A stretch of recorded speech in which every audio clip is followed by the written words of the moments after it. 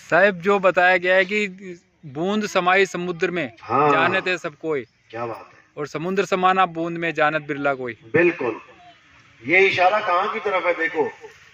कहते बूंद समाना समुद्र में, जानत है सब कोई। यानी अभी कोई कहे कि भाई बारिश हो रही है और सारी बूंदें समुद्र में समा गई, समझ में आ जाता है कि हाँ ठीक है, छोटी छोटी बूंदें थी, बड़े से समुद्र में समा गई। अब साहिब कह रहे समुद्र समाना बूंद में, अब बूझे बिरला कोई। अब ये क्या कहानी चल पड़ी, समुद्र बूंद में कैसे समाएगा। ये है आत्मज्ञान की तरफ इशारा।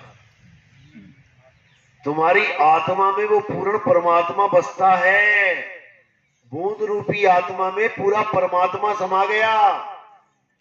इसको अनुभव के द्वारा जाना जाता है, अनुभव के द्वारा। तो ये वाणी यहां संकेत करती है कि परमात्मा को ढूंढने के लिए बूंद को कहीं जाने की जरूरत नहीं है, उस बूंद में ही परमात्मा बैठा है। बस उस बूंद का तुम्हें पता तो लगे कि वो है कहां। खुद का पता नहीं लग रहा है और सारी दुनिया का पता लेके बैठे हो। बालाजी वहां है और सिद्ध मंदिर वहां है और वो वहां है, वो वहां है, सारी दुनिया का पता करके बैठे हो, लेकिन खुद की आत्मा का पता नहीं। इसीलिए मंदिर मस्जिद गुरुद्वारे और मक्का मदीना वालों को कबीर साहब ने भटकती हुई आत्मा बोल दिया। आत्म ज्ञान बिना नर भटके। वो तो जा रहे हैं श्रद्धा से तीर्थ यात्रा पूरी करने, और कबीर साहब कह रहे हैं कहां जा रहे हो भटकने। क्योंकि जिस हरि को तुम पाना चाहते हो, जिस माता को तुम पाना चाहते हो, जिस देवी देवताओं को तुम पाना चाहते हो, वो तुम्हारे घट में विराजमान है। कैसे विराजमान है अभी खुलासा करते हैं। ये जो काया है ये केवल काया नहीं है, इसको हरि मंदिर बोला गया है। शंकर जी कौन से मंदिर के आगे खड़े हैं हाथ जोड़ के, क्या कर रहे हैं शंकर जी? शंकर जी भक्ति करते हैं। ये मत सोचना कि भगवान भक्ति नहीं कर रहे, शंकर जी भक्ति करते हैं। कैसे करते हैं? हिमालय पे क्या कर रहे हैं वो? ध्यान। आंखें बंद करके समाधि में लीन है। अब वो महादेव हैं, देवों के देव हैं, सबसे बड़े भगवान हैं, तो वो किसकी साधना कर रहे हैं भाई? उनसे बड़ा कौन है? किस किस को पता है कि शंकर जी से बड़ा कौन है? हाथ खड़े करो। बिल्कुल बड़ा है कोई ना कोई, तभी तो वो साधना कर रहे हैं, वरना साधना की क्या जरूरत है? भगवान को क्या साधना करनी? भगवान की साधना करें सारे। ये जो काया है ये बड़ी सिस्टमिक वे से बनाई गई है। आज गणेश जी को मनाते हैं, प्रथमे गणेश मनाऊं। कोई भी मंदिर है, प्रोग्राम चलेगा, भजन मंडली आएगी, सबसे पहले गणेश मनाएगी। जब गणेश जी पैदा नहीं हुए थे तब किसको मनाते थे?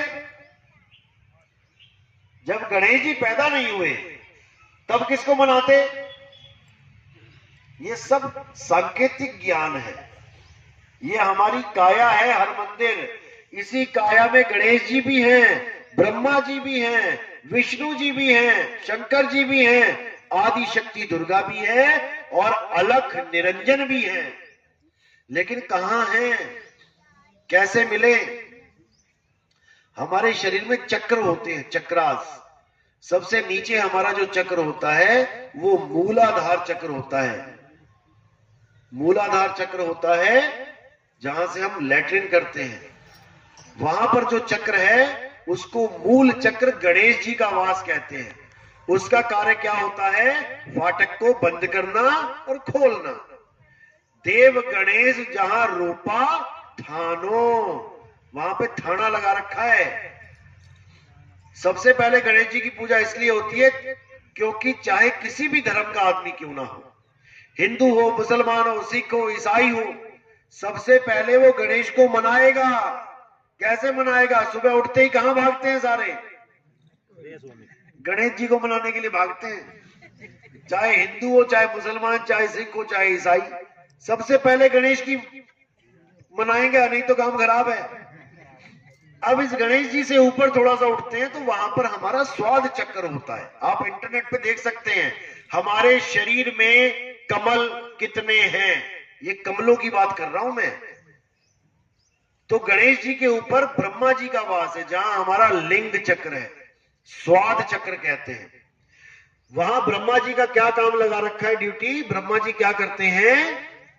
सृष्टि पैदा करते हैं। कैसे होती है? जब आदमी औरत की शादी होती है तो ब्रह्मा जी ही वहां से सृष्टि पैदा करते हैं, बीज डालते हैं गर्भ में। ब्रह्मा जी के 4 मुंह क्यों दिखाए गए? क्योंकि ब्रह्मा जी चारों तरफ से, हर तरफ केवल ब्रह्मा जी ही सृष्टि कर रहे हैं। 5वां सिर था, क्यों फोड़ा गया ब्रह्मा जी का? क्योंकि चेतना ऊपर की तरफ जाती है तो काम का नाश हो जाता है। जब ये चेतना ऊपर की तरफ जाती है, ब्रह्मा जी जब 5वां सिर हुआ था ना ब्रह्मा जी का, तब उसका नाश कर दिया गया। किसने किया था? भोले शंकर ने किया था। और 4 सिर क्यों निकले थे? ब्रह्मा जी की एक पुत्री थी संध्या, शिव महापुराण पढ़ो। जब संध्या को पैदा किया तो कामदेव ने ब्रह्मा जी के तीर मार दिया। ब्रह्मा जी कामदेव के तीर से इतने ज्यादा उनकी हालत खराब हो गई कि अपनी ही पुत्री के साथ विवाह करने के लिए भागने लगे। वो दाएं भागी तो दाएं भागे, वो बाएं भागी तो बाएं सिर निकल आया, वो आगे भागी तो आगे सिर निकल आया, वो पीछे भागी तो पीछे सिर निकल आया। चारों दिशाओं में सिर निकल गए। जब वो ऊपर को भागी तब ब्रह्मा जी का जब 5वां सिर निकला तो शंकर जी ने त्रिशूल से उस सिर को फोड़ दिया। ये संकेत क्या है कि काम वासना चारों तरफ तो रहेगी, लेकिन जब सूरत ऊपर की तरफ चलेगी तो काम वासना खत्म हो जाती है। ब्रह्मा जी का काम है सृष्टि में बीज डालना, उसके ऊपर विष्णु जी का वास है। विष्णु जी कहां है? हमारे नाभि में, जो हमारी धुन्नी है, नाभि में जो छेद होता है यहाँ पे, वहां विष्णु जी का वास है। उसका क्या काम है विष्णु जी का? जो ब्रह्मा जी ने पैदा किया, जैसा भी पैदा किया, हिंदू, मुसलमान, सिख, ईसाई, कोई भी, उसको मां के द्वारा एक पाइप के साथ जोड़ देना। बच्चे को मां के साथ जोड़ने का काम है विष्णु जी का। वो ये नहीं देखते कि ये मुसलमान का बच्चा है, इसको ना जोड़ू, ये ईसाई का बच्चा है, इसको ना जोड़ू। नहीं, जो ब्रह्मा जी ने पैदा किया वो मुझे पालना है।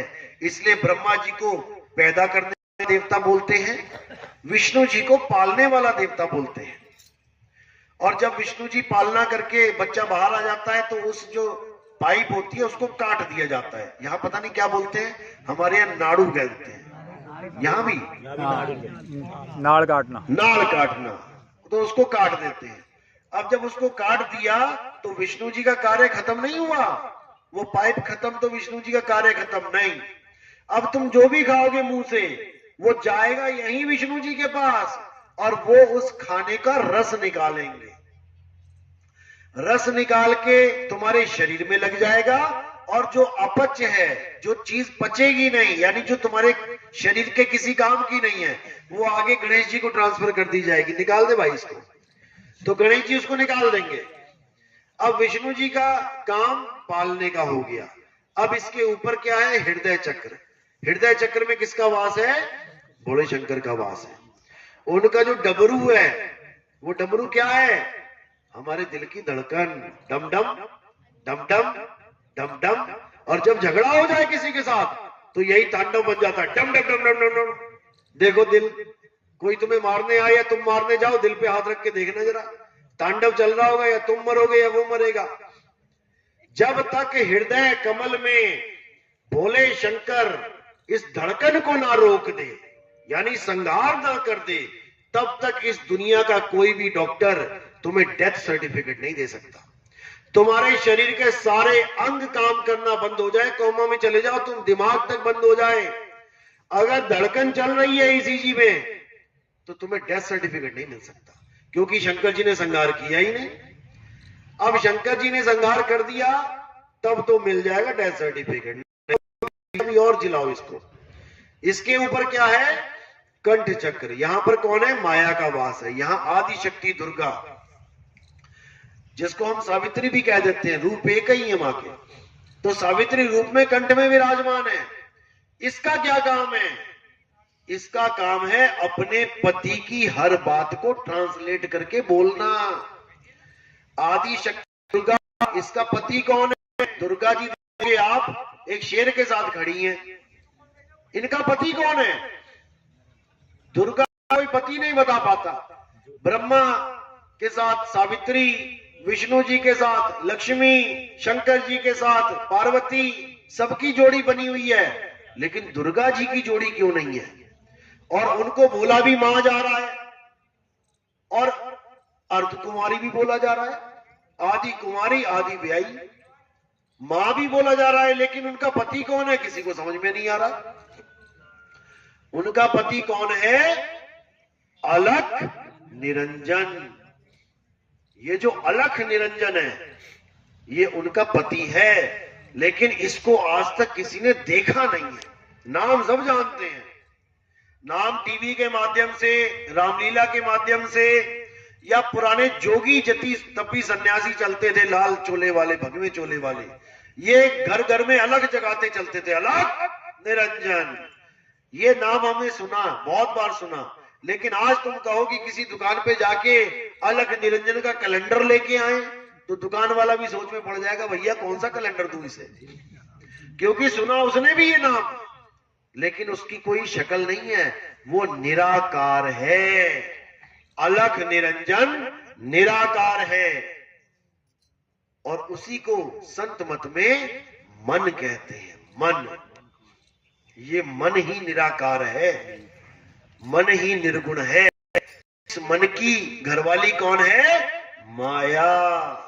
इसीलिए दोनों का नाम एक साथ आता है कि भैया ये तो मन माया का खेल है। मन के साथ माया जरूर जुड़ेगी, क्योंकि आदि शक्ति माया महामाई है वो, और उनका पति है मन। इन दोनों के 3 पुत्र हैं दीन गुण रूप में, रजोगुण, सतोगुण, तमोगुण। रजोगुण ब्रह्मा, सतोगुण विष्णु, तमोगुण शंकर, ये तीनों पुत्र हैं मन और माया के। ये माया क्या करती है? मन में जो भी ख्याल आता है, यानी पति जो भी कहना चाहता है, क्योंकि पति बोल नहीं सकता, ये मन गूंगा है, तुम मुंह बंद करके बैठ जाओ और बोलते रहो कुछ भी, अरे भाई पानी पिलाना, वो ना पिलाता, क्योंकि तुम्हारी बात ही नहीं सुन पाएगा, वो मन गूंगा है। इस मन की हर बात को इसकी घरवाली बोलती है कंठ से। इसीलिए कहते हैं जितने सुर हैं ये माया के सुर हैं। जितने भी गायक हैं वो सब इसको भी मनाते हैं, कंठ प्रवेश करो। कौन? सरस्वती कंठ में विराजमान हो जाओ। वो भैया पहले से ही विराजमान है, तेरे कहने से थोड़ी नहीं आएगी, वो पहले से ही विराजमान है। इन्हीं स्वर व्यंजन से सारी दुनिया में अक्षर पैदा कर रही है, लेकिन कोई समझ नहीं पा रहा है। और ये सारी बातें अपने मन की करती है, अपने पति की बात करती है। मन में एकदम ख्याल आया कि चलो शादी की जाए, एकदम ऑर्डर जाएगा ब्रह्मा जी को, शादी करो। ब्रह्मा जी एक्टिव, शादी करने के लिए तैयार। सब कुछ ये मन और माया कर रहे हैं, लेकिन दिखाई किसी को नहीं दे रहे।